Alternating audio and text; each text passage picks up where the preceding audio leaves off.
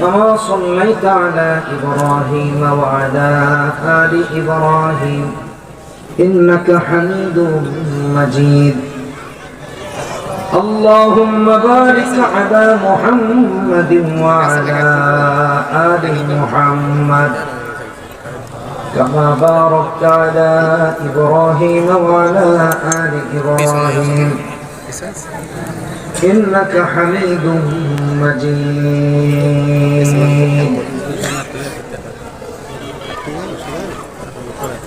صدق الله العظيم শুভেচ্ছা এলাকার ধর্মপ্রাণ মুসলমান ও কারিমিয়া কাসেমুল উলুম মাদ্রাসার উদ্যোগে আয়োজিত আজকের 16তম বার্ষিক বিশাল ওয়াজ মাহফিলের সম্মানিত সভাপতি জনাব হাজী মোহাম্মদ শাহিন খান, প্রধান অতিথি, উপস্থিত অন্যান্য ওলামায়ে কেরাম, পিতৃতুল্য বাবারা, যুবক বন্ধুরা, পর্দার আড়ালে অবস্থানরত মায়েরা, বোনেরা, শুভেচ্ছা জানিয়ে কৃতজ্ঞতা জ্ঞাপন করছি মহান আল্লাহ সুবহানাহু ওয়া তাআলার দরবারে, যিনি আমাদেরকে ভালোবেসে এখানে বসার এবং আসার তৌফিক দিয়েছেন। এজন্য বলি আলহামদুলিল্লাহ। আমাদের যারা স্বেচ্ছাসেবক অথবা ভলেন্টিয়ার ভাইরা আছেন, বাহিরে অনেকে চিল্লাচিল্লি করতেছে, এদিকে সবাইকে একটু বসিয়ে দেন। হাঁটা চলা, দৌড়াদৌড়ি বিক্ষিপ্ত বিচ্ছিন্নভাবে যারা করছে, এটা কোরআনে কারীমের মাহফিলের সাথে যায় না। হ্যাঁ, সবাইকে আমরা বসিয়ে দিই, দয়া করে অনুগ্রহ করে। কেউ বাহিরে যেন হাঁটা চলা এবং চিল্লাচিল্লি যেন না করতে পারে, তাহলে আলোচনা মনোযোগ দিয়ে করা যাবে, মনোযোগ দিয়ে শোনা যাবে। পেছন থেকে সাউন্ড আসলে, সাইড থেকে সাউন্ড আসলে কথা তো মনোযোগ সহকারে বলা কঠিন হয়ে দাঁড়াবে। সবাইকে বসিয়ে দেন। ওইদিকে যারা আওয়াজ করে তাদেরকে একটু খেয়াল রেখে। কোরআনুল কারীমের একটা আয়াত তিলাওয়াত করেছি। এই আয়াতটি হলো সূরা ফুরকানের 30 নম্বর আয়াত, 19 নম্বর পারা, প্রথম পৃষ্ঠা। এই আয়াতে আল্লাহ তাআলা রাসূলুল্লাহ সাল্লাল্লাহু আলাইহি ওয়াসাল্লামের একটা অভিযোগকে উত্থাপন করেছেন। হাসরের মাঠে আমরা যারা আছি, আমাদের উম্মতের একটা গোষ্ঠীর বিরুদ্ধে আল্লাহর কাছে নবীজি অভিযোগ দায়ের করবেন। এটা বড় মারাত্মক অভিযোগ। তখনকার সময়, তখনকার প্রেক্ষাপটটা কত কঠিন হবে আসেন একটু চিন্তা করে দেখি। মারাত্মক ভয়াবহ হবে। যেদিন ভাই ভাইকে চিনবে, বন্ধু তার বন্ধুকে চিনবে না, প্রতিবেশী প্রতিবেশীকে চিনবে না, এমনকি যেই বাবা মা ছেলে মেয়ের জন্য পাগল, সেই বাবা মাও তার ছেলে মেয়েকে চিনবে না। এমন কঠিন হবে সেদিনের ভয়াবহ অবস্থা। দুনিয়াতে আমরা দেখেছি নেতার জন্য কর্মীরা পাগল হয়ে যায়, জীবন দেয়। কথা বলেন না কেন, ঠিক কিনা? মৃত্যু মুখে নিজের জীবনকে ঠেলে দেয়, তাও চায় নেতার কথা মানতে। এটা আমাদের দুনিয়ার চিত্রের কথা বলছে। নেতার পক্ষ নিয়ে শটগান হাতে নিয়ে গোলাগুলি করেছে, কেউ আবার মারা গেছে। কেন? নেতা বলেছে তাই। আমি আপনাদেরকে সচেতন করে বলছি যে নেতার জন্য জীবন দিচ্ছেন, এই নেতাও আপনার আমার জন্য আসবে না। এই নেতা তো দুনিয়াতেই কাজে আসে, বিপদে পড়লে নিজে প্রাইভেট জেট দিয়ে ভাগে। কথা বলেন না, প্রাইভেট বিমানে ভেগে যায়। কর্মীর খোঁজ খবর নেওয়ার তার সময় নেই। এটা বাস্তবতা। ইন্না কওমি ইত্তাখাযু হাযাল কুরআনা মাহজুরা। কিয়ামতের সেদিন এত ভয়াবহ হবে। বাবা কাজে আসবে না, মা কাজে আসবে না, ছেলে কাজে আসবে না, মেয়ে কাজে আসবে না, বন্ধু বান্ধব কাজে আসবে না, নেতা কর্মীও কাজে আসবে।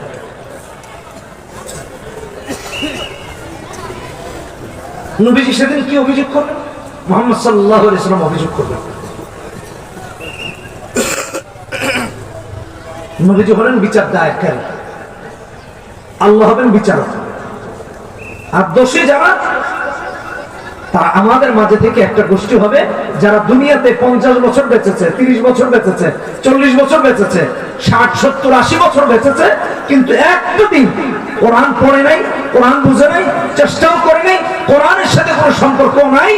ওরাই হবে সেদিন আসে। ভালো করে কথাগুলো বুঝে। ইন্না কওমি ইত্তাখাযু হাযাল কুরআন মাহজুরা। নবীজি আল্লাহর কাছে অভিযোগ করবেন যে আল্লাহ, আমার এই উম্মত দুনিয়াতে কোরআনে কারীমের সাথে সম্পর্ক রাখে নাই, কোরআনকে পরিত্যাগ করেছিল, এদেরকে ধরো যা করে। কোরআন নিজেও আপনার আমার বিরুদ্ধে দাঁড়িয়ে। চিন্তা করে দেখুন তাহলে কত ভয়াবহ অবস্থা। 16টি বছর এই মাদ্রাসা আপনাকে আমাকে এই মেসেজ দিয়ে যাচ্ছে যে কোরআন পড়ো, কোরআন শেখো, সন্তানকে শেখাও, নিজে শেখো, একটা প্রজন্ম তৈরি করো কোরআনের ধারক বাহক। কথা বলুন ঠিক কেনা বেশি। এই জন্য খেদমত মাদ্রাসা করে যাচ্ছে। আমাদের দেশে বা পৃথিবীতে যত জায়গায় এই মাদ্রাসাগুলো প্রতিষ্ঠিত হয়েছে, এই জন্যই প্রতিষ্ঠিত হয়েছে যেন এলাকায় একজন মানুষ, একজন নবীজির উম্মত এমন না থাকে কিয়ামতের দিন সেই বিচারের কাঠগড়ায় দাঁড়াতে হয়। একজন রাসূলুল্লাহর উম্মত যেন এমন না থাকে।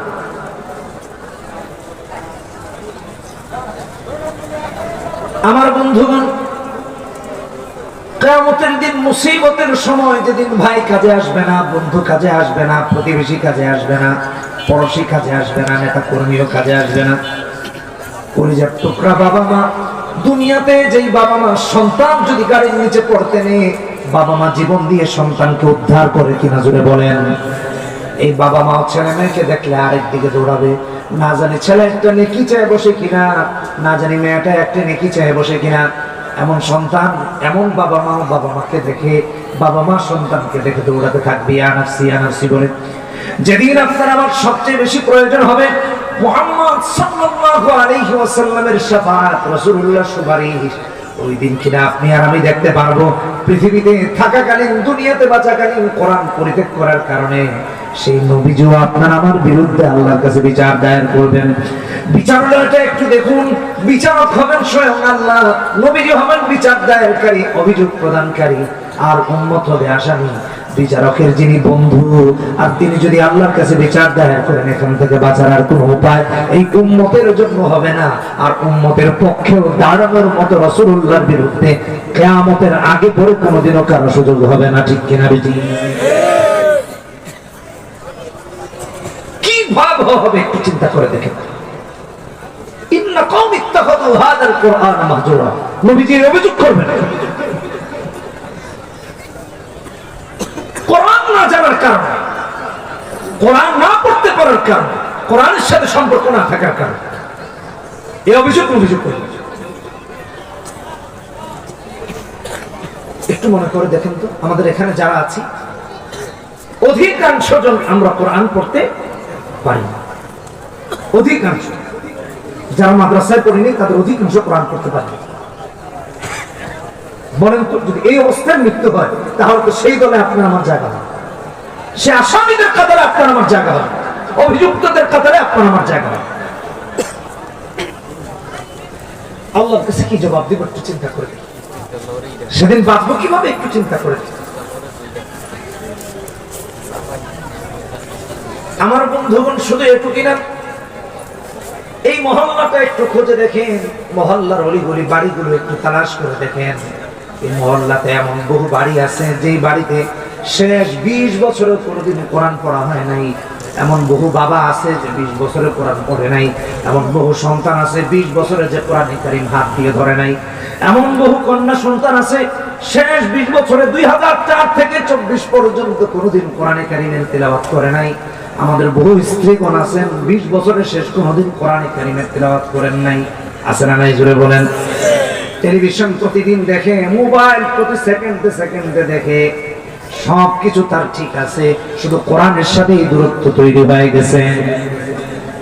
শুধু কোরআনের সাথে দূরত্ব, আর সব ঠিক আছে। সিরিয়াল বলেন, সিনেমা বলেন, মুভি বলেন, ড্রামা বলেন, সব ঠিক আছে, কোরআনের সাথে শুধু সম্পর্ক নেই। ইন্না কওমি ইত্তাখাযু হাযাল কুরআন। সেদিন আপনাকে আমাকে রবের সামনে এই অভিযোগে দাঁড়াতে হবে, এই অভিযোগে অভিযুক্ত হবে। ইন্না কওমি ইত্তাখাযু হাযাল কুরআনা মাহজুরা। এজন্য আপনাকে আমাকে কোরআন শিখতে হবে, আর এই কোরআন শেখার জন্য এই মাদ্রাসাগুলো প্রতিষ্ঠিত হয়েছে। বন্ধুগণ আমার, কোরআনে কারীম কেন শিখবো, কেন পড়বো? সংসদ থেকে নিয়ে সমাজ পর্যন্ত, গ্রাম পর্যন্ত, ঘর পর্যন্ত, মাশরিক থেকে মাগরিব আর শিমাল থেকে জুনুব পর্যন্ত কেন কোরআন দরকার?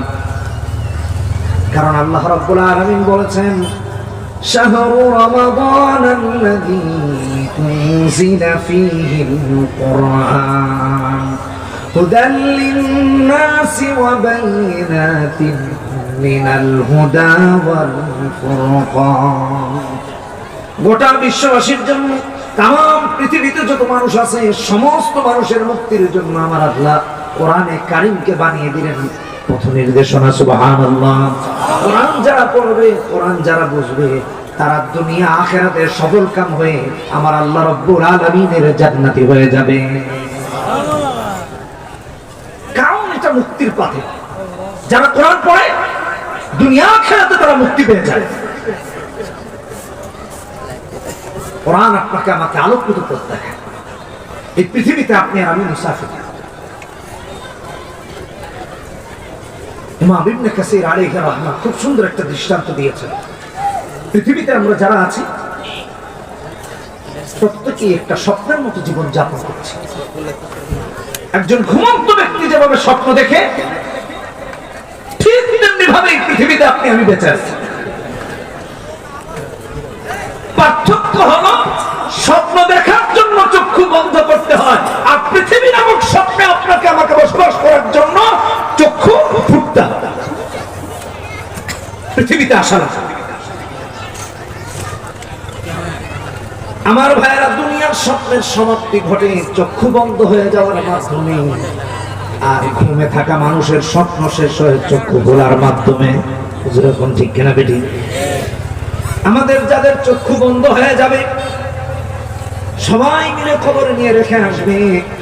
ঘুমানোর স্বপ্নে যেমন দেখি আমরা, কেউ বাড়ি করেছি, কেউ গাড়ি করেছি, চক্ষু খোলার সঙ্গে সঙ্গে দেখি বিছানায় শুয়ে আছি। আমার ভাইরা, দুনিয়া আসার পর আমাদের বহুজন এই স্বপ্ন দেখে আমি এটা করব, আমি ওটা করব, কিন্তু বিশ্বাস করুন দুনিয়াতে যাই করুক আর নাই করুক, অবশ্যই অবশ্যই মৃত্যুর মোলাকাত তার হবেই। সমস্ত স্বপ্ন চুরমার হয়ে যাবে, অবশ্যই তাকে কবরে যাওয়া হবে। কোরআনের পথে না চললে আপনাকে আমাকে জান্নাত পর্যন্ত পৌঁছা যাবে না। কারণ এ দুনিয়া অন্ধকার। এই যে প্যান্ডেলে এতগুলো লাইট ব্যবস্থা আপনারা করেছেন, লাইট থাকার কারণে আমরা একজন আরেকজনকে চোখে দেখতে পাচ্ছি। লাইট না থাকলে একজন আরেকজনকে দেখতে পাচ্ছেন না, অন্ধকারে দেখা যায় না।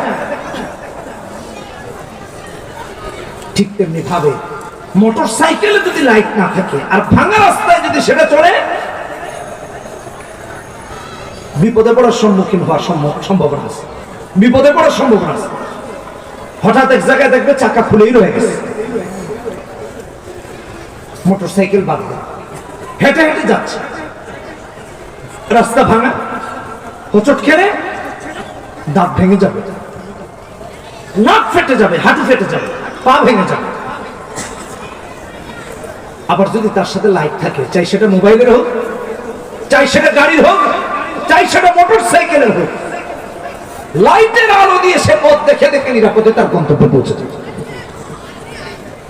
এটা হলো কোরআন, এটা হলো সুন্নাহ। আমার ভাইয়েরা, আমার বন্ধুরা, পৃথিবীকে আল্লাহ আলোকিত করেছেন দুটি মাধ্যমে, একটা হলো চাঁদ আর একটা হলো সূর্য। রাতকে আলোকিত করে চাঁদ আর দিনকে আলোকিত করে সূর্য। কথা কি বুঝাতে পারছি? দুনিয়া আখিরাতকে আমার আল্লাহ আলোকিত করার জন্য দিলেন কোরআন আর সুন্নাহ। যারা কোরআন সুন্নাহ পড়ে, মানে, জানে আর কোরআন সুন্নাহর পথ মেনে চলে, তারা দুনিয়া আখিরাতকে আলোকিত রাস্তা দেখে দেখে আল্লাহর চূড়ান্ত গন্তব্য জান্নাতে পৌঁছে যায়। আমার ভাইয়েরা, পথিক যেমনি পথে বের হলে পরে আলো থাকলে নিরাপদে গন্তব্যে পৌঁছে যায়, আলো না থাকলে হোঁচট খেয়ে পড়ে যায়। আলো না থাকলে সাপে কামড় দেয়, আলো না থাকলে হাত পা ভেঙে ফেলে, নিরাপদে বুঝতে পারে না। ঠিক তেমনি ভাবে পথিকের কাছে যদি আবার আলো থাকে, আলো দিয়ে দেখে দেখে নিরাপদে তার বাড়ি পৌঁছে যায়, গন্তব্যে পৌঁছে যায়, মুসাফির তার সফরের গন্তব্যে পৌঁছে যায়। কোরআন আর সুন্নাহ হলো প্রত্যেকটা মানুষের জন্য আলো। যার কাছে কোরআন সুন্নাহর আলো থাকে, সে কোরআন সুন্নাহর আলো দিয়ে দেখে দেখে মাদকের অন্ধকার থেকে বেঁচে যায়, জেনার অন্ধকার থেকে বেঁচে যায়, চুরির অন্ধকার থেকে বেঁচে যায়, দুর্নীতির অন্ধকার থেকে বেঁচে যায়, জনগণের সম্পদ মেরে খাওয়ার অন্ধকার থেকে বেঁচে যায়, চুরি ডাকাতির অন্ধকার থেকে বেঁচে যায়, সমস্ত অন্ধকার থেকে বেঁচে দুনিয়া পার হয়। কবর কোরআন সুন্নাহর আলো দিয়ে দেখে দেখে পার হয়ে যায়, মিজান পার হয়, পুলসিরাতের পুল পার হয়ে আল্লাহর জান্নাতুল ফিরদাউসের মেহমান হয়ে যায়। আল্লাহু আকবার, চিৎকার দিয়ে বলি আল্লাহু আকবার। সে আলোকিত পথ এই মাদ্রাসাগুলোতে দেখানো হয়। সে আলোকিত পথে চলতে গেলে কি লাগবে, কিভাবে চলবো, এটা ট্রেনিং করানো হয় এখানে। আল্লাহ প্রত্যেক আলেমকে হক্কানি আলেম বানিয়ে দেবে, প্রত্যেক তলবে আলেমকে হক্কানি আলেম হিসেবে কবুল করবে। এই জন্য এই মার্কাজগুলো খোলা হয়েছে, যেন এক একজন হক্কানি আলেম এখানে তৈরি করে।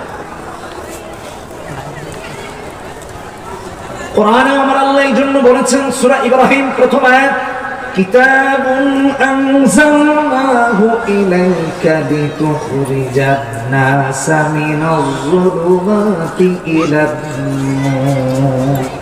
আল্লাহ রাব্বুল আলামিন তার হাবিবকে এই জন্য পাঠিয়েছেন যাতে করে মুহাম্মদ সাল্লাল্লাহু আলাইহি ওয়াসাল্লাম অন্ধকারে থাকা উম্মতকে কোরআন সুন্নাহর আলো দিয়ে দেখিয়ে দেখিয়ে আলোকিত পথের দিশারি বানিয়ে দিতে পারেন।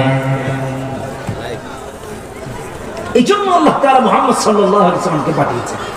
যার জিন্দেগিতে কোরআন আছে, তার দুনিয়াও আলোকিত, তার আখিরাতও আলোকিত। কোরআন সুন্নাহবিহীন জীবন অন্ধকার আচ্ছন্ন, দুনিয়াও আখিরাতেও হাসরের মাঠে।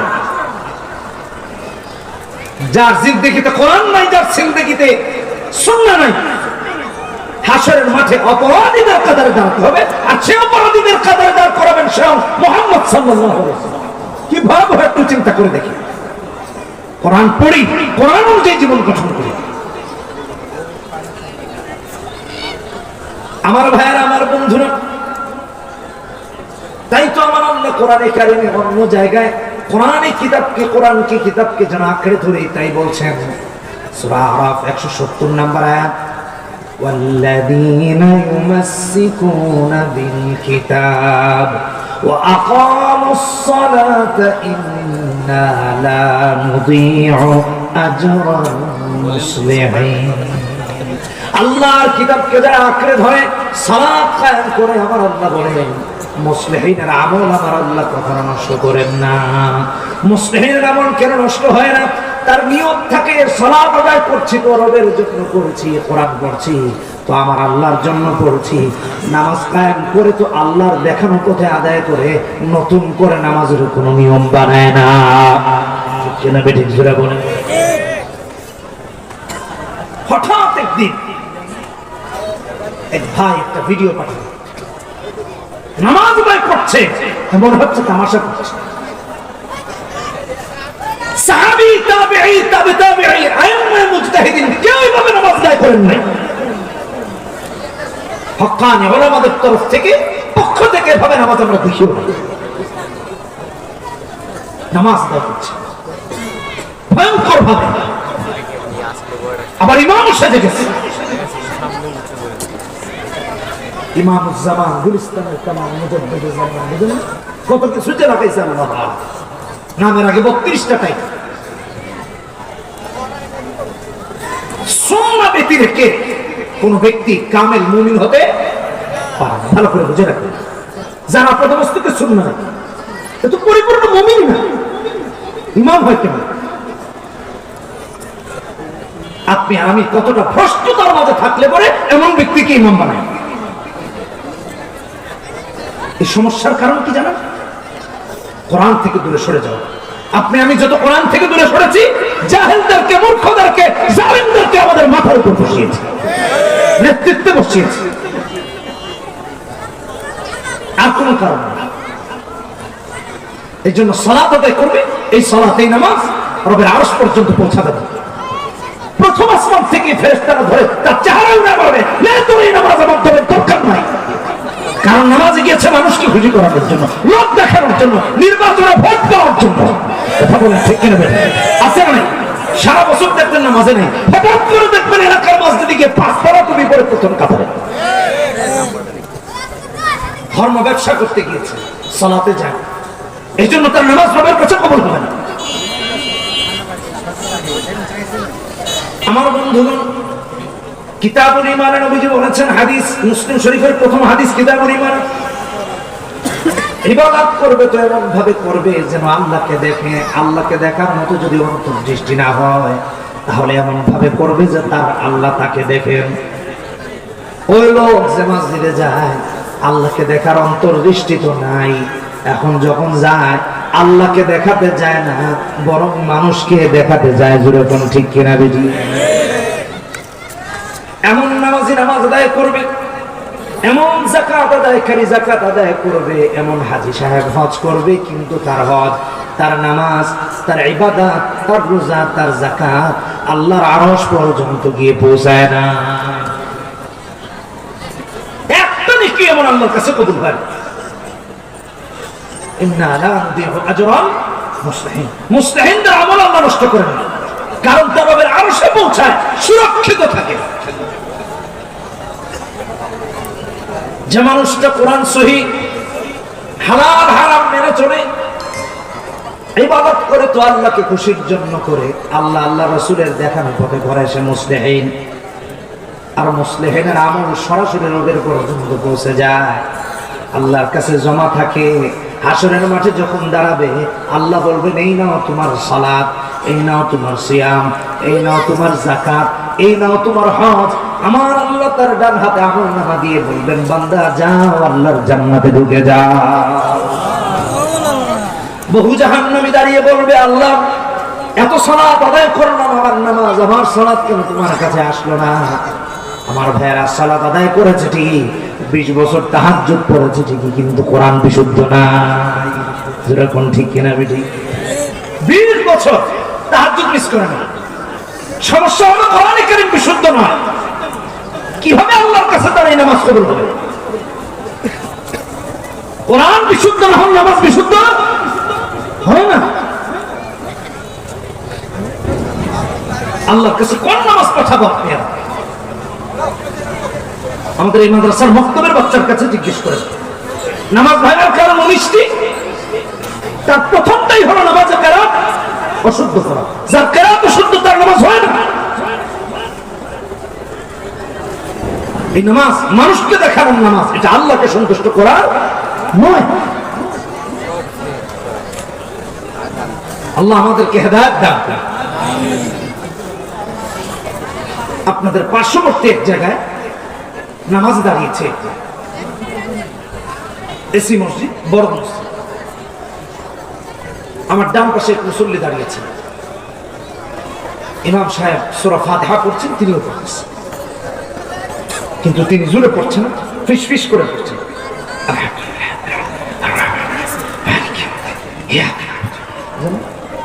এটা জোরে পড়াচ্ছে, আরো ক্ষতি করে। পাশে যে আছে তার মনোযোগ নামাজের দিকে নেওয়ার কোনো সুযোগই নেই, তার ফুসফাসের কারণে। নামাজে দাঁড়িয়েছে, সালাত আদায় করেছে। আমি ভাবলাম সে সূরা ফাতিহা পড়ছে, হয়তো বা ওই হাদিসের দিকে লক্ষ্য করে যে সূরা ফাতিহা ছাড়া নামাজ হয় না, ধরেনি আপাতত। আচ্ছা ঠিক আছে, পড়ো। সূরা ফাতিহা শেষ। এমন মুসল্লি আমার জিন্দেগিতে দেখবো, এটা আর কোনোদিন কল্পনাও করি। সূরা ফাতিহা ইমাম সাহেব শেষ করেছেন, ইমাম এক সূরা শুরু করেছেন, সে আরেকটা শুরু করছে। কারণ ইমাম যেটা শুরু করেছেন সে সেটা পারে না। এটা কোন তরিকার নামাজ? এই নামাজ পরকালে আপনার আমার কোনো কাজে আসবে না। নামাজ আদায় করছে কিন্তু দুঃখজনক পবিত্রতায় হাসিল হয় না।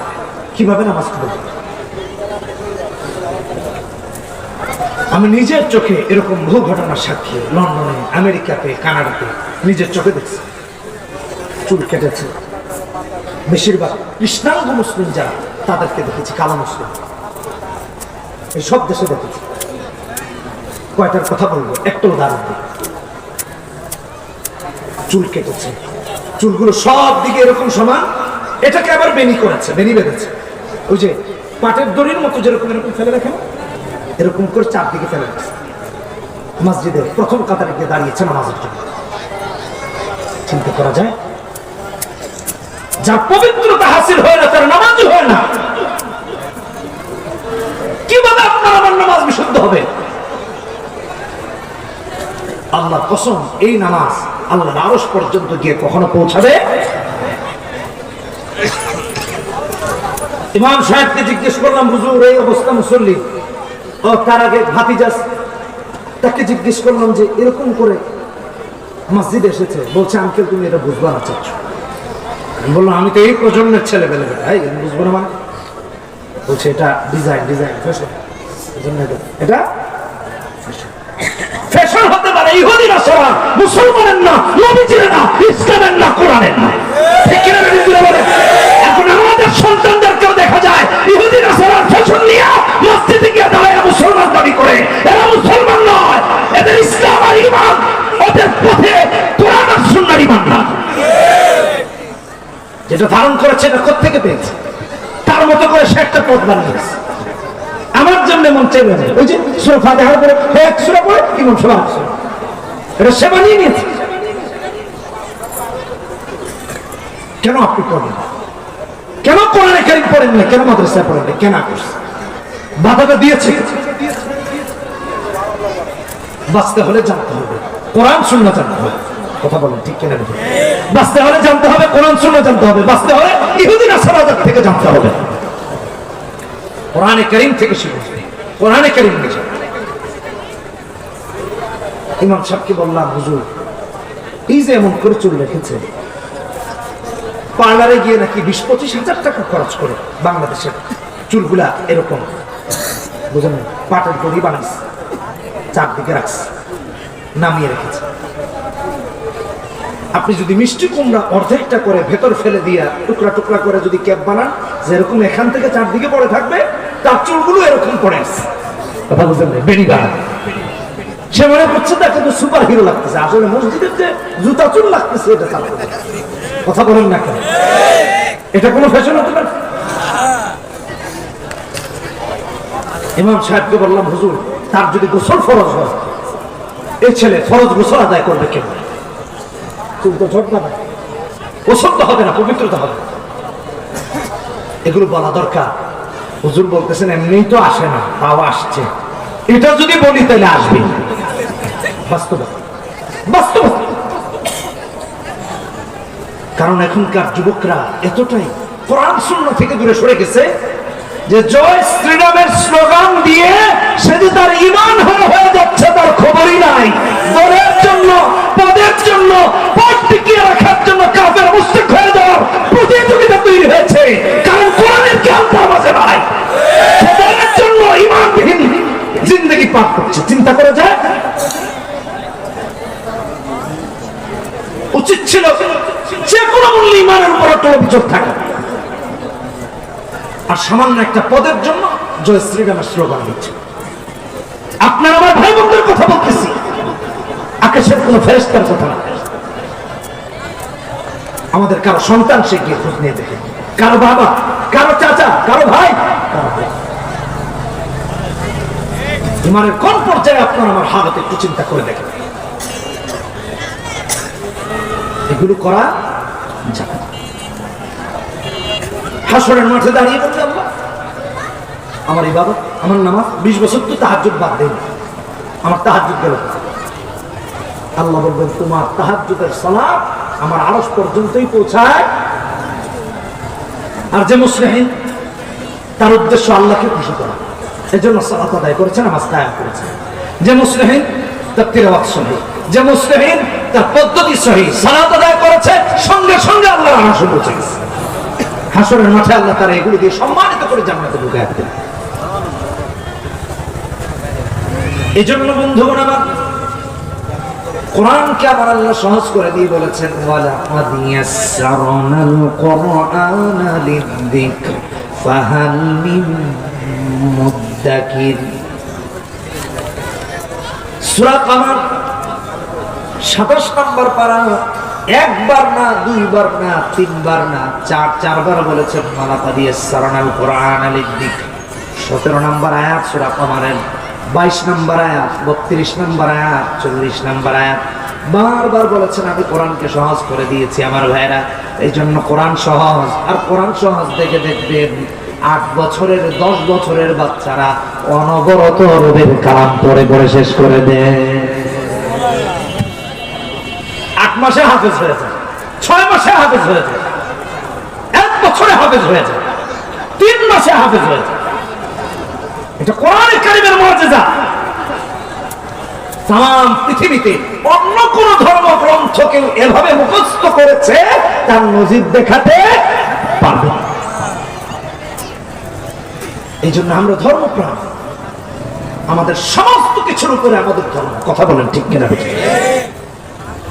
বলার উপরে ধর্মকে রাখতে হবে, সমস্ত কিছুর উপর ধর্মকে রাখতে হবে, সমস্ত কিছুর উপরে ঈমান। এমন কাজ করা যাবে না যে কাজ করলে ঈমান চলে যায়। আপনি দল করেন, কোন নেতার অনুসরণ করেন তাতে দেখার বিষয় না। এক একজন মুসলমানকে এই কথা মনে রাখতে হবে, আমার ইসলাম সবার উপরে। যেই দল করলে পরে ইসলামের বিরুদ্ধে অবস্থান করা লাগে, যেই দল করলে পরে কোরআনের বিরুদ্ধে দাঁড়াইতে হয়, যেই দল করলে পরে সুন্নাতের বিরুদ্ধে দাঁড়াতে হয়, যেই দল করলে পরে হক্কানি আলেমদের বিরুদ্ধে দাঁড়াতে হয়, নবীর ওয়ারিসদের বিরুদ্ধে দাঁড়াতে হয়, এমন দল মুসলমান আপনার সন্তানের করা জায়েজ নাই, জায়েজ নাই, জায়েজ নাই, জায়েজ নাই। ভালো করে মাথায়, কোন দল করবেন এখন আপনার বিষয়। যাদের ইসলামের পক্ষে, যাদের কোরআনের পক্ষে, যাদের নবীজির সুন্নাহর পক্ষে, আমরা সেগুলো শুনে কথা বলুন ঠিক কিনা? বেরিয়ে সুস্পষ্ট, এখানে কোনো ভেজাল নেই। কোথায় গিয়ে যাচ্ছে অবস্থা এমন হয়ে গেছে। বিগত দিনগুলোতে মাহফিলে গেলে বলা হতো হুজুর খবরদার রাজনৈতিক ওয়াজ করে না। আরে ভাই, রাজনৈতিক ওয়াজ আবার কোন?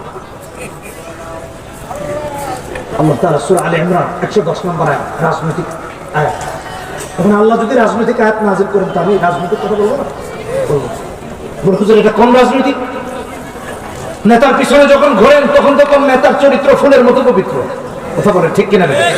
ফুলের মতো পবিত্র যদি করতে হয় তাহলে আমরে বিল মারুফ নাহি আনিল মুনকার করতেই হবে, এছাড়া ফুলের মতো পবিত্র হওয়া। এখন ওটা যদি রাজনৈতিক স্লোগান হয়, এটা কোরআনে কারীমের রাজনৈতিক স্লোগান, ঠিক কিনা? ঠিক। কোরআনে হাকিম করে দেখেন, আল্লাহ বলছেন কুনতুম খায়রা উম্মাতিন উখরিজাত লিন-নাস। সূরা আলে ইমরান 110 নম্বর আয়াত। তা'মুরুনা বিল মা'রুফ ওয়া তানহাউনা আনিল মুনকার ওয়া তু'মিনুনা বিল্লাহ। শ্রেষ্ঠ জড়িত থাকে তাকে বলতে হবে, সমাজ যদি থাকে তাকে বলতে হবে, দল যদি থাকে তাকে বলতে হবে, রাষ্ট্র যদি থাকে রাষ্ট্রকে বলতে হবে, সরকার যদি থাকে সরকারকে বলতে হবে, মন্ত্রী যদি থাকে মন্ত্রীকে বলতে হবে, এমপি থাকলে এমপিকে বলতে হবে। কথা বলেন ঠিক কিনা? এর সাথে মুমিনের কোনো আপোষ হতে পারে না। ভালো করে মাথায়। আগে বলতে হুজুর রাজনৈতিক ওয়াজ করেন না, এখন গেলে কই হুজুর সব করবে। আগে কানা করে, এখন আর কোনো অসুবিধা নাই, আমরা সব আমরা বলে। আবার পড়া ছিল কে? তোরা বাস পড়রা বলে বাস। কথা একেবারে খারাপ না, কথা ঠিক কিনা? মঞ্চগুলাতে গিয়া এই ওয়াজ করা যাবে, ওই ওয়াজ করা যাবে। আহম্মদকে যদি জিজ্ঞেস করে আপনি 5 মিনিট একটু ওয়াজ করে, তাহলে জামা কাপড় নষ্ট হয়ে যাবে। সে কি হুজুরকে গাইবে এই ওয়াজ করবে? চিন্তা করেছেন? মসজিদ গুলোর জন্য একটা নিয়ন্ত্রিত রাজনৈতিক অফিস হয়ে গেছে। কথা বুঝেন না? খতিব সাহেবকে বলা হতো হুজুর এই ওয়াজ করা যাবে না। খতিব সাহেব যদি হক কথা বলতেন চাকরিচ্যুত হতো না। কথা বলেন না কেন? ঠিক কিনা বেটি? আগামী সপ্তাহ থেকে চাকরি নেই। কোরআনে কারীমের কথা শুনতে পারে না, আল্লাহ এদেরকে হাসরের মাঠে দাঁড় করাবেন আসামির কাতারে।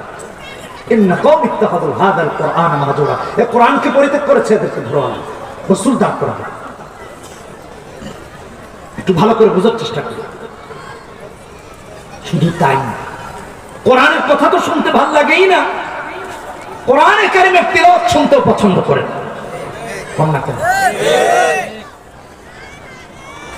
গত কিছুদিন আগে এক অভিযোগ এসেছে এক মসজিদ থেকে, এখানে আমি আগে জুমা পড়তাম, এক মন্ত্রী ছিলেন ওখানের মুসল্লি, মুনাজাত করতে গেলে মুনাজাত লম্বা হচ্ছে কেন চুলকানি শুরু হয়ে যায়, কেরাত লম্বা হলে চুলকানি শুরু হয়ে যায়। কোরআন হাদিসের বক্তব্য দেওয়ার কারণে একাধিক খতিব পাল্টাইছে, ভালো করে মাথায় রাখবেন। সমস্যা কি? আপনার দল আপনার বাহিরে রাখেন, মসজিদের ভিতরে দল নিয়ে ঢুকেন। বলেন ঠিক কিনা? এটা আল্লাহর ঘর, এখানে আল্লাহর দলের লোকেরা ঢোকে, এখানে মুনাফিকেরা ঢোকে না, এখানে আবু জাহেল আর আবু লাহাবের অনুসারীদের স্থান নাই। কথা বলেন ঠিক কিনা? ঠিক। মসজিদে ঢোকার আগে পা মুছে, শুধু পা মুছবেন না, কলিজাটা মুছে ঢুকবেন। রাজনৈতিক মার্কার দলকে বাহিরে ঢুকে ঢুকবেন, কারণ এটা আপনার রাজনৈতিক দলের অফিস নয়, এটা আল্লাহর ঘর। মসজিদ গুলোকে আপনার অফিস বানায় নিচ্ছে, খতিব সব তাকে খুশি করে কথা বললে, তার নেতা খেতাদেরকে খুশি করে বললে তাদের সব। এই অবস্থা হয়ে গিয়েছিল ভেড়া। জাতির তাকদীরে কি আছে একটু চিন্তা করে দেখেন। আর আমরা সবাই চুপচাপ দেখেছি, দেখেছি না? দেখেছি। কোরআনে কারীমের তেলাওয়াত হয়ে ঢাকা বিশ্ববিদ্যালয়ে আক্রমণ হয়েছে, আক্রমণ হয়েছে। যারা কারি সাহেব তাদের উপর আক্রমণ করা হয়েছে। কেন? কোরআন তেলাওয়াত করা যাবে না?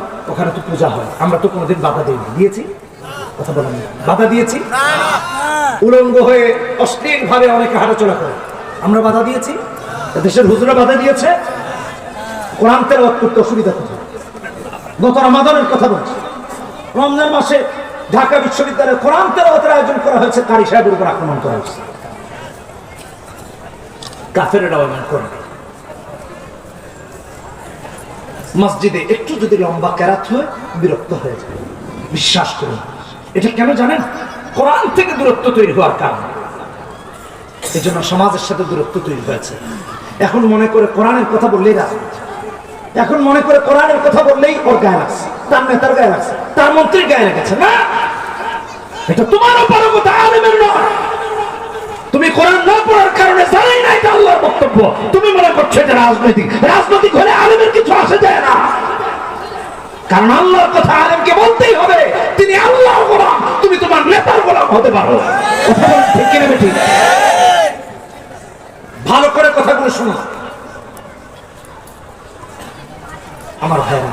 কাফেরদের কোরআনের প্রেম আরো বেশি ছিল। 15 বছর দেখেছি জুমার নামাজ পড়ে, জুমার কেরাত যদি একটু লম্বা হয়েছে, পিছনে ওই সমস্ত মুনাফিকরা দাঁড়িয়ে থাকে। সারা সপ্তাহ দেখবেন কোনোদিন মসজিদে আসে না। একদিন জুমাবার এসে ইমাম সাহেবকে লোকমা দেয়, হুজুর এত লম্বা কেরাত করলে মোল্লা মানুষের তো খাওয়ান দাওয়ানোর টেনশন নাই, পরের বাড়ি খান, আমগো তো সকিমার বিয়া, রহিমা রলিমা, জরিনা খতনা। বুঝলে বুঝেন, না বুঝলে না বুঝেন। রোজ ঠান্ডা হয়ে যাচ্ছে, পোলাও ঠান্ডা হয়ে যাচ্ছে, এত লম্বা কেরাত করলে খাওয়ান পাবো কেন? আরে ভাই, তোর এত খাওয়ানোর দরকার হলে তোর মসজিদে আসতে কেটা করছে? কথা বলেন না কেন? খতিব সাহেব মাসনুন কেরাত করেছেন, তোমার এত অ্যালার্জি কেন? আবার এক গ্রুপ আছে পিছনে দাঁড়ায়, পরের সপ্তাহে হুজুরকে লোকমা দেয়। গত সপ্তাহে কইলাম, তাও শুনলাম না, আজকে হলো না। এমন লোক তৈরি হয়ে গেছে মনে করবেন। আমার ভাইরা, কাফেররা এমন করে। কোরআনের বিরুদ্ধে দাঁড়িয়েছে, বাধা দিয়েছে, এটা মানুষকে দেখানোর জন্য, কিন্তু আড়ালে কোরআন শুনতে শুনতে কেঁদেছে, সারা রাত নির্ঘুম পার করে দিয়েছে। আমার শায়েখ মুফতি আমিন রহমতুল্লাহ আলাইহি, আল্লাহ জান্নাত দান করুন, একটা কিতাব লিখেছেন তিলাওয়াতে কোরআন। ভালো করে শুনেন। তিনি সেখানে কাফেরদের একটা কোরআন প্রীতির, কোরআনের প্রতি ভালোবাসার দৃষ্টান্ত উপস্থাপন করেছেন। এটা শুধু তিনি যে এনেছেন তা না, সিরাত ইবনে হিশামের প্রথম খণ্ডে 315 নম্বর পৃষ্ঠাতে এসেছে। আবু জাহেল ইবনে হিশাম আবু সুফিয়ান ইবনে হারব, আখনাস, তিনজনই বড় বড় নেতা কাফেরদের। সারাদিন কোরআনের বিরুদ্ধে প্রচারণা চালাতো, মুহাম্মদ সাল্লাল্লাহু আলাইহি ওয়াসাল্লামের বিরুদ্ধে প্রচারণা চালাতো। রাত যখন হতো নবীজির বাড়িতে গিয়ে দাঁড়িয়ে কোরআনে কারীম শুনতে শুনতে সকাল করে দিত। এমন কোরআনের পাগল। কোরআন বিরোধী কর্মকাণ্ডের কথা আমার আল্লাহ কোরআনে হাকিমে বলতে গিয়ে বলছেন, সূরা হামিমাস সাজদা 24 নম্বর পারা 26 নম্বর আয়াতে, وقال الذين كفروا لا تسمعوا بهذا القرآن والغوا فيه لعلكم تغلبون। কোরআনের মঞ্চ যেখানে বাধা দিত, লা তাসমাউ লিহাদাল কোরআন, নবীজি যেখানে কোরআনের দাওয়াত দিতেন বিরুদ্ধে দাঁড়িয়ে যেত, দাস দাসীদেরকে নিয়ে নাচ গান আরম্ভ করে দিত। মুহাম্মাদের কোরআন শোনা যাবে না, নাচ গান দেখো। ওরাই রাতের আধারে নবীজির বাড়িতে কোরআন শুনতে গিয়ে হাজিরা দিত। সুবহানাল্লাহ। চারদিক যখন অন্ধকার হয়ে যেত, পুরো এলাকার মানুষ যখন ঘুমে আচ্ছন্ন, এক এক করে নবীজির বাড়িতে গিয়ে দাঁড়িয়ে যেত। আবু জাহেল গিয়ে হাজির, আবু সুফিয়ানও চলে গেলেন মুহাম্মদ সাল্লাল্লাহু আলাইহি ওয়াসাল্লামের কোরআন শুনতে। আখনাসও চলে গেল। দিনের বেলা অথবা রাতে যারা সারাক্ষণ মানুষকে বলতো লা তাসমাউ লিহাদাল কোরআন, রাতের আধারে চোরের মতো গিয়ে নবীজির বাড়িতে হাজির, কোরআনে হাকিম শুনে শুনে মনকে প্রশান্ত করার জন্য। সারা রাত কোরআন শুনেছে, সকাল হয়ে গেছে, বাড়ি ফেরার কথা মনে নাই। বাড়ি যখন ফিরবে তখন দেখে সকাল হয়ে গেছে, আলোকিত চারদিক। একজন আরেকজনকে দেখে, নেতা আপনি এখানে কেন? আরেকজন বলে, নেতা তুমি কেন? প্রত্যেকেই বলে এসেছিলাম মুহাম্মদুর রাসূলুল্লাহ সাল্লাল্লাহু আলাইহি ওয়াসাল্লামের কোরআন শুনতে। কাফেরদের কোরআন প্রীতির কথা বলছি। একজন আরেকজনকে বলে, দেখে তুমিও নেতা, সেও নেতা, আমিও নেতা, আর নেতা হয়ে সারাদিন কোরআনের বিরুদ্ধাচরণ করি। রাতের আধারে চোরের মতো যদি কোরআন শুনতে আসি, মানুষ যদি দেখে, একজন তোমাকে আমাকে কখনো অনুসরণ করবে না, ঠিক কিনা বেটি? আজকে এসেছে, আগামীকাল থেকে আর আসবে না। তিনজন ওয়াদা করে বাড়ি ফিরেছে, আগামীকাল থেকে আর আসবে না। কিন্তু কোরআন তো আল্লাহর কালাম, সে কোরআন শুনে মন শান্ত হয়। ওই কোরআন না শোনা পর্যন্ত কখনো মন শান্ত হবে না, বরং মন শান্ত থাকবে, কিনা বেটি? রাতের বেলা যখন বিছানায় গিয়েছে, ডান কাত হয়ে ঘুম আসে না, বাম কাত হয়ে ঘুম আসে না, উঠে হাঁটে কোনোভাবে যখন ঘুম আসে না, দৌড়ে দৌড়ে আবার মুহাম্মদ সাল্লাল্লাহু আলাইহি ওয়াসাল্লামের বাড়িতে গিয়ে হাজির হয়ে গেছে। এই কথা ভেবে ভেবে যে কত রাতে ওয়াদা হয়েছে, আজকে তো আবু জাহেল আর আবু সুফিয়ান যাবেন না, আখনাস গিয়ে হাজির হয়ে গেছে।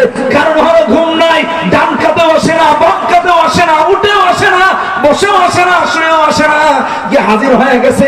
আজকে তো আবু জাহেল আসবে না, আবু সুফিয়ান আসবে না। আবার আবু সুফিয়ান ভাবলো আজকে আবু জাহেল আসবে না, আখনাস আসবে না, আবু সুফিয়ানও গিয়ে হাজির হয়ে গেছেন। কারণ তার মনে কোরআনে কারীম না শোনা পর্যন্ত সান্ত্বনা আসছে না, শান্তি হয় না মন। আবু জাহেল ভাবলো আবু সুফিয়ান আর আখনাস যাবে না, সেও গিয়ে হাজির হয়ে গেছে, কোরআনে কারীম শুনতে লেগেছে। ভেবেছে আজকে বেশি রাত করা যাবে না, আগে আগে বাড়ি ফিরতে হবে। যতক্ষণ কোরআন শুনে ভালো লাগে, আরো শুনে আরো ভালো লাগে, এমন করতে করতে তাড়াতাড়ি বাড়ি ফিরবে এই কথাটাই ভুলে গেছে। কোরআন শুনতে শুনতে আজও যখন সকাল হয়ে গেছে, নেতারা একের সাথে আরেকজন মিলিত হয়ে গেছে। তিনজনা বারো ওয়াদা করে, দেখো তুমিও নেতা, সেও নেতা, আমিও নেতা, এমন করে যদি কোরআন শুনতে চলে আসি, লাতের মানাতের উজ্জার হুবুর উপাসনাকারী কাউকে খুঁজে পাওয়া যাবে না। মানুষ জানলে করে আমাদেরকে মারবে। আজকে এসেছো ভালো কথা, আগামী কাল থেকে খবরদার আর আসা যাবে না।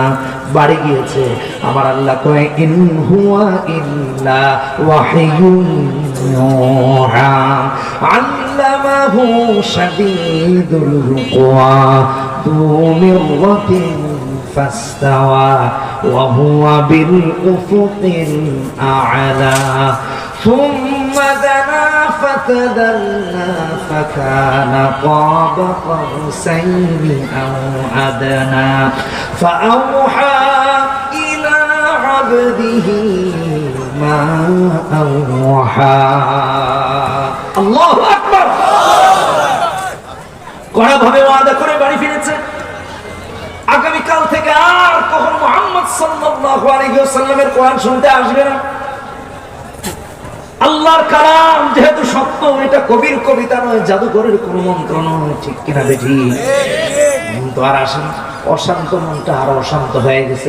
কড়া ওয়াদা হয়েছে যাব না, কিন্তু না জানি আজকে মুহাম্মদের উপর আল্লাহ কোন ওহীটা নাজিল করেন। কারণ হলো নবীর ইন্তেকালের সাথে সাথে ওহী আসার দরজা বন্ধ হয়ে গেছে, কিন্তু নবীর জীবদ্দশায় যখন তখন আল্লাহ ওহী পাঠাতেন, ঠিক কিনা বেঠি? ঘুম হয় না, না জানি আল্লাহ কি নাজিল করেছেন, আজকে শুনতেই হবে। মন যখন শান্ত না, ভেবেছে আগে তো ওয়াদা হালকা পাতলা ছিল, আজকে তো ওয়াদা কড়াকড়ি হয়েছে। তার মানে আবু জাহেল ভাবলো আজকে আবু সুফিয়ান আর আখনাস আসবে না, আবু সুফিয়ান ভাবলেন আজকে আবু জাহেল আর আখনাস আসবে না, আবু আখনাস ভাবলো আজকে আবু জাহেল আর আবু সুফিয়ান যাবে না। আমি একা একা গিয়ে একটু মুহাম্মদ সাল্লাল্লাহু আলাইহি ওয়াসাল্লামের কোরআন শুনে আসি। এক একজন ভেবে ভেবে এটা এসে হাজির, তিনজনে কোরআন শুনতে শুনতে সকাল হয়ে গেছে, আবারও দেখা হয়ে গেছে। নেতা আজকেও দেখা যায় তুমি এসে হাজির হয়ে গেলা।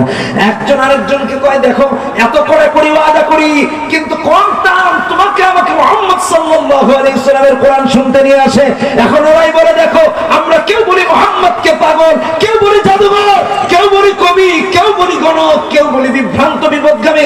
বিশ্বাস করো, মুহাম্মদ যদি আল্লাহর সত্য রাসূল না হতেন, আর কোরআন যদি আল্লাহর কালাম না হতো, এই কোরআন শুনে শুনে কখনো রাত পার করে দেওয়া যেত না। ইন হুয়া ইল্লা ওয়াহয়ুন ইউহা। এটা কার তরফ থেকে অবতীর্ণ? জোরে কোন, আরো জোরে, আরো জোরে। আল্লাহর নাম নিতে শরম লাগে? শরীরের সমস্ত শক্তি দিয়ে বলেন কার? ফাআওহা ইলা আবদিহি মা আওহা। আমার ভাইয়া, যে কথা বোঝানোর জন্য এই দৃষ্টান্ত দিলাম সেটা হলো, কাফেররা কোরআন শুনতে শুনতে মাস্তার করে দিত, আর এখন এক শ্রেণীর মুনাফিক আছে মসজিদে গিয়ে নামাজও শুনতে মন চায় না, ঠিক কিনা বেঠিক? এরা কাফেরের চেয়ে জঘন্য। এই জন্য আল্লাহ তাআলা শুধু কাফেরদের বিরুদ্ধে লড়াই করতে বলেছেন এমন না, আমার আল্লাহ মুনাফিকের বিরুদ্ধে লড়াই করতে বলেছেন। কোরআনে কারীম খুলে দেখুন, সূরা তাহরীম ২৮ নম্বর পারা ৯ নম্বর আয়াতে আমার আল্লাহ বলেন, ইয়া আইয়ুহান নবী জাহিদিল কুফারা ওয়াল মুনাফিকিন ওয়াগলুয আলাইহিম ওয়া মাওয়াহুম জাহান্নাম। অগনবী, শুধু মুনাফিকের শুধু কাফেরের বিরুদ্ধে লড়াই না, মুনাফিকের বিরুদ্ধেও লড়াই করতে হবে। অথচ আপনাকে আমাকেও সচেতন থাকা লাগবে, কিন্তু আমরা সচেতন নাই। মুনাফিক ঘরে ঘরে তৈরি হয়ে গেছে, কখনো বাবা মুনাফিকের চরিত্রে, অথবা ছেলে মুনাফিকের চরিত্রে, অথবা ভাই মুনাফিকের চরিত্রে। এক ভাই দেখে আরেক ভাই মুনাফিক হয়ে গেছে, কোরআনের বিরুদ্ধে কথা বলে, মুমিন ভাই যদি তার প্রতিবাদ না করে, সে কোনোদিনও কামেল মুমিন হতে পারে না, ঠিক কিনা বেটি? আপনাকে আমাকে সচেতন থাকা না, সচেতন থাকতে হবে। 16 বছর হয়ে গেছে, 16 বছর, 15-16 বছর। ভালো করে শুনুন, ইনকিলাব রিপোর্ট করেছে, বেগম রোকেয়া বিশ্ববিদ্যালয় মাইকে আজান নিষিদ্ধ ঘোষণা করা হয়েছে, আজান দিতে দেওয়া হয়েছে। কিসের কারণে? কাদেরকে খুশি করার জন্য আজান বন্ধ করে দাও? কাদেরকে খুশি করার জন্য? এটা তো আল্লাহকে খুশি করার জন্য নয়। উগ্র মুদিবাদীদেরকে খুশি করার জন্য আজান বন্ধ করে, আলেমদেরকে জেলে ঢুকায়, মসজিদগুলো নিয়ন্ত্রণে নিতে চায়, কিছু দরবারি হুজুর তৈরি করে ফেলেছে। কথা বলেন না কেন, ঠিক কিনা? দরবারে আসে যায়, উচ্ছিষ্ট খায়, আর দরবারের বন্ধ।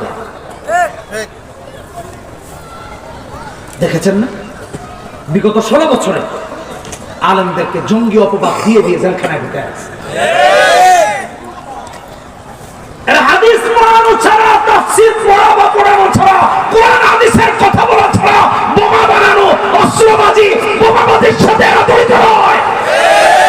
বিদেশি প্রভুদেরকে খুশি করতে তাদেরকে বছরের পর বছর জেলে ঢুকে রাখা হয়। দেওয়া হয়েছে।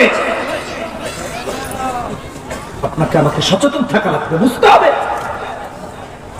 ইহুদি নাসারাদের চক্রান্ত যদি না বুঝি, চরম ভাষণ দিতে হবে সামনে। ভালো করে মাথায় রাখেন। কোরআন তেলাওয়াত বন্ধ করে দেওয়া হয় ঢাকা বিশ্ববিদ্যালয়ে, আযান বন্ধ করে দেওয়া হয় রোকেয়া বিশ্ববিদ্যালয়ে। অথচ ইহুদি নাসারার দেশে নিজের কানে উঁচু আওয়াজে আযান শুনে আসছে। মে মাসে প্রথম ইংল্যান্ডে গেল, ওখানে হোয়াইটচ্যাপেল মসজিদ, আফতাব আলী পার্কের সাথে বিশাল মসজিদ, আযান হচ্ছে উঁচু আওয়াজ। কি সুন্দর, মনটা ভরে গেছে। আর আমাদের দেশে আযান বন্ধ করে দেওয়া হচ্ছে। কাদের ছত্র ছায়া হচ্ছে? একটু লজ্জা হয় না নিজেকে মুসলমান পরিচয় দিতে? তাদের পক্ষেও তো এদেশের বহু দাড়ি টুপিওয়ালারা ছিল, কোথায় একদিনও তো কথা বললেন না। কি কারণে বলেন না? কি কারণে প্রতিবাদ জানান না? আল্লাহর কাছে কি জবাব দিবে একটু চিন্তা করে দেখি। কি জবাব দেব চিন্তা করে দেখি। হক্কানি আলেমদের অবস্থান কখনো বাচ্চা, রাজা আর সরকারের উচ্ছিষ্ট খাওয়ার অবস্থান হতে পারে না। মাথায় রাখুন ভালো করে। হকের পথে থাকবে, হকের উপর থাকবে। এই জন্য আলেমের শান আকাশ চুম্বি। বলতে গেলে আলোচনা লম্বা হয়ে যাবে, 5 মিনিটের মধ্যে শেষ করব। ভালো করে মনোযোগ দিয়ে শুনে। হক্কানি আলেমরা অটল অবিচল থাকে কোরআন সুন্নাহর উপর, ইসলামের উপর। এতে যত ঝড় তুফান আসে সব যায়, কিন্তু তারা হকের উপর অবস্থিত থাকেন। ঠিক কিনা বেঁচে? আমার ভাইরা, বিগত দিনে আমরা দেখেছি বিগত সরকারে আলেমদেরকে আলেমদের প্রতিদ্বন্দ্বী বানিয়ে দেওয়া হয়েছে। এক হুজুরকে আরেক হুজুরের পিছনে লাগিয়ে দেওয়া হয়েছে। মিথ্যা কথা বললাম? একে দিয়ে একে ঘায়ল করা হয়, ওরে দিয়ে একে ঘায়ল করা হয়। স্বাধীনতার ইতিহাসে 53 বছরে বয়োবৃদ্ধ একজন আলেমকে ফাঁসির রায় দেওয়া হয়েছে। কাকে খুশি করার জন্য? কাদেরকে খুশি করার জন্য? মুফতি আমিন রহমতুল্লাহ আলাইহি সাংবাদিক সম্মেলন করে তার তীব্র প্রতিবাদ জানিয়েছেন। ভাইরা আমার, গোয়েন্দা সংস্থায় শুধু আপনাদের লোক আছে এমন না, ধর্মপ্রাণ মুসলমানরাও আছে। তারা এসে আলেমদেরকে জানাতেন হুজুর অবস্থা ভালো না। এজেন্ডা বিদেশিদের, এটা অন্য কোন এজেন্ডা না। এই হত্যা এটা বাহিরে। মুফতি আমিন রহমতুল্লাহ আলাইহি সেদিন প্রতিবাদ জানিয়েছিলেন। আপনি আর আমি না বুঝার কারণে তারপর 13 সালে দেখেছি, 14তে দেখেছি, 15তে দেখেছি, 16তে দেখেছি, 17 দেখেছি, 18 দেখেছি, 19 দেখেছি, 20 দেখেছি, 21 দেখেছি, 22 দেখেছি, 23 দেখেছি। 24টা বছর এদেশের মুসলমান মসজিদ আলেম ওলামা দায়িত্ব করে নির্যাতিত হচ্ছে। আপনি আর আমি সঠিক সময় সঠিক পদক্ষেপ না নিতে পারেন, মাথায় রাখেন কথা। গুরুত্বপূর্ণ কথা বলছি। ইসলামী ব্যাংকিং সিস্টেম ধ্বংস করে দেওয়া হয়েছে। আপনি খোঁজ নিয়ে দেখেন।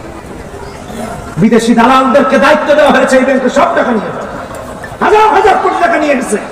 একটু পড়াশোনা করবেন এগুলো নিয়ে। অন্যান্য ব্যাংক নয়, ওগুলোর সাথে ভিন্নরা জড়িত, কিন্তু পুরো দেশের যে ইসলামী ব্যাংকিং সিস্টেম, এটাকে ওদের দালালদের দিয়ে ধ্বংস করে দেওয়া হয়েছে, যাতে এই দেশে ইসলামী ব্যাংকিং বলতে কিছু না থাকে। ইসলাম আবার আলেমরা যেন হক কথা বলতে না পারেন, ইসলামের কথা না বলতে পারেন, এই জন্য তাদেরকে বছর পর বছর জেলখানায় ঢুকে রাখতেছে। স্বয়ং মুফতি আমিন রহমতুল্লাহ আলাইহি প্রায় 2 বছর কারাবন্দী ছিলেন, গৃহবন্দী ছিলেন। ঘর থেকে তাকে বের হতে দেওয়া হয়নি। কিসের অপরাধ তার? কোথায় খুন করেছেন? কিসের আসামি তিনি? কেন তাকে জেল খাটানো হলো? উগ্রবাদী সন্ত্রাসীদেরকে, আন্তর্জাতিক মাফিয়া যারা, তাদেরকে খুশি করতে আলেমদেরকে নির্যাতন করা হয়েছে, নিপীড়ন করা হয়েছে। আজ থেকে আপনাকে আমাকে সচেতন থাকা লাগবে, জাগ্রত হতে হবে। ভুল করা যাবে। ছোট্ট একটা ইতিহাস আপনাদেরকে একটু মনে করায় দিই, মিশরের ইতিহাস। ডক্টর শহীদ আব্দুল্লাহ আজম রহমতুল্লাহ তার সূরা তাওবার তাফসিরে ডিটেইলস আলোচনা করেছেন। 1954 সাল, ভালো করে মাথায় রাখেন। মিশরের ইহুদি নাসারার দালাল সরকার আলেমদেরকে আলেমদের প্রতিদ্বন্দ্বী বানিয়ে দিয়েছে, যাতে করে এরে দিয়ে ওরে মারা যায়, ওরে দিয়ে এরে মারা যায়। আরো ইতিহাস তো আছে, এগুলোর দিকে আর না গেলাম। আমাদেরকে কাবু করার জন্য সমস্ত আয়োজন করা হলো। তখন আল আজহার বিশ্ববিদ্যালয়ে, যেখানে পড়লে আজহারি বলা হয়, এই বিশ্ববিদ্যালয়ে যারা প্রধান হতেন তারা পুরো আরবের শ্রেষ্ঠ আল্লাহওয়ালা মুত্তাকি ব্যক্তিরা হতেন। তাদের একজন ছিলেন ডক্টর খিজির মোহাম্মদ রাহিমাহুল্লাহ। 1954 সালে অত্যাচারী শাসক, জালেম শাসক চিন্তা করলো, যদি আজহারের প্রধানকে এনে আমার কাছে আমার দরবারি বানানো যায় তাহলে বিশাল একটা গোষ্ঠীকে মারা যাবে, ইসলামের বিরুদ্ধে তাকে ব্যাপকভাবে ব্যবহার করা যাবে। ডক্টর খিজির মোহাম্মদ রাহিমাহুল্লাহকে তার রাজ দরবারে ডাকা হলো। অত্যাচারী শাসক আলেমদেরকে মারতেছে, আলেমদেরকে হত্যা করতেছে, মুসলমানদেরকে মারতেছে, দাঁড়িয়ালাদেরকে মারতেছে, এই যে জঙ্গি বানায় বানায়। আপনারা দেখেছেন কতজনের কত কিছু। এদেশের হলুদ সাংবাদিক গুলা হলুদ সাংবাদিকতার নামে এদেশে কত আলেমের জিন্দেগি জঙ্গি বানায় শেষ করে দিয়েছে। আপনারা খোঁজ রাখুন, দেখুন।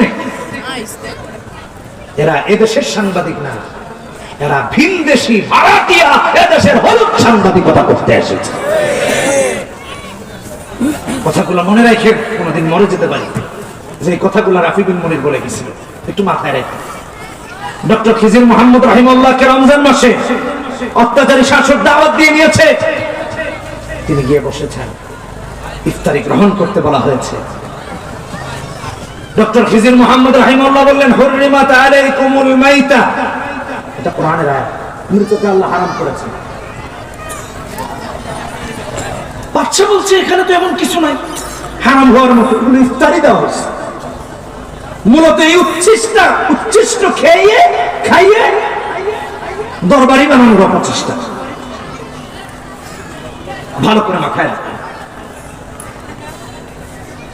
বলা হলো খাবার গ্রহণ করুন, ইফতারি গ্রহণ করুন। খিজির মোহাম্মদ রাহিমাহুল্লাহ আরেকটি শব্দ ওই আয়াতের বাড়িয়ে বললেন, হুররিমাত আলাইকুমুল মাইতাতু ওয়াদ-দাম। বাচ্চা বলছে এখানে তো এগুলো কিছুই না, ইফতারি দেওয়া হয়েছে। আল্লাহওয়ালা বুজুর্গ ব্যক্তিত্ব হয়েছেন, তিনি তখন ইফতারির একটা অংশ এরকম করে উঠালেন। ইফতারির অংশ থেকে টপ টপ করে রক্তের ফোঁটা পড়া। বেশি আগের ইতিহাস না, 1954 ইতিহাস, বেশি আগের ইতিহাস না। কয় বছর হয়েছে? 70-80, এমনই তো হবে। এরকম বহু মানুষ এখনো বেঁচে আছে না? তার মানে আমাদের সময়ের ইতিহাস দেখতেছি। একটু পড়ে বাচ্চা আশ্চর্য হয়ে তাকিয়ে আছে। হক্কানি আলেম আল আজহার বিশ্ববিদ্যালয়ের প্রধান ডক্টর খিজির মোহাম্মদ রাহিমাহুল্লাহ তুলে দেখিয়ে দিলেন, যার হাত মাজলুমের রক্তে রঞ্জিত, যার হাত মাজলুম আলেমের রক্তে রঞ্জিত, ডক্টর খিজির মোহাম্মদ তার দরবারে এসে তার রক্ত মাখা ইফতারি গ্রহণ করতে পারে না। ভাইরা আমার, কত সরকার আসবে, কত সরকার যাবে, হক্কানি আলেমরা কখনো জালেমের পক্ষ অবলম্বন করতে পারে না। ভালো করে মাথায় রাখবেন। স্বাধীনতার 52-53 বছরে যারাই ক্ষমতায় এসেছে, ইসলামকে কোণঠাসা করে রেখেছে, দাড়িওয়ালাদেরকে কোণঠাসা করে রেখেছে, কোরআনকে কোণঠাসা করে রাখতে চেয়েছে, ইসলামী সরকার ব্যবস্থা, রাষ্ট্র ব্যবস্থা, সমাজ ব্যবস্থা, আল্লাহর আইন, আল্লাহর বিধানকে ধামাচাপা দিয়ে রাখতে চেয়েছে। আমরা আগে ভুল করেছি, আর ভুল করতে চাই না। আজকের বিজয়কে ইসলামের বিজয় হিসেবে রূপ দেওয়া লাগবে।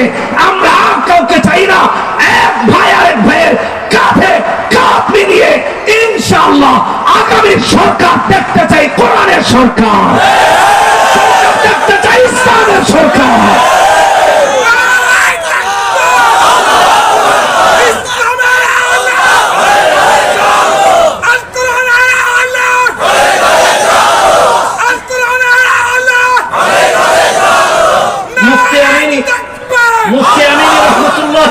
সব সময় বলতেন মুনাজাতে, আল্লাহ ইসলামের সরকার দিয়ে, ইসলামের পক্ষের সরকার দিয়ে।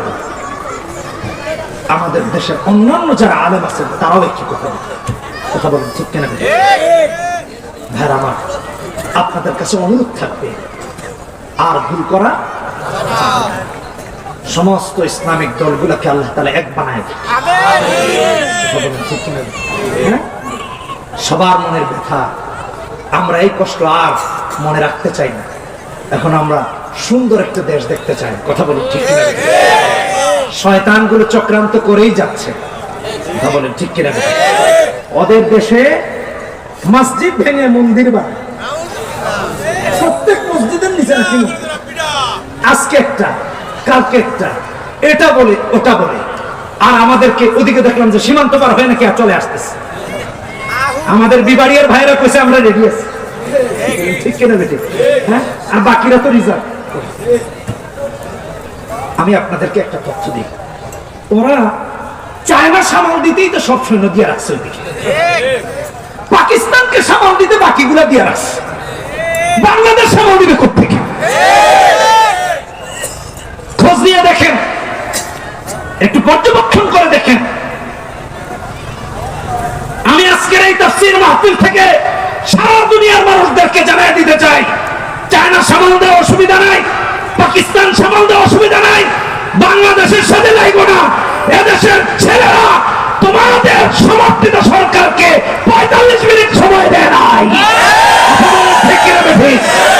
এ রক্তে আগুন জ্বালালে সামলানোর ক্ষমতা কারো থাকবে না, থাকবে না, থাকবে না ইনশাআল্লাহ।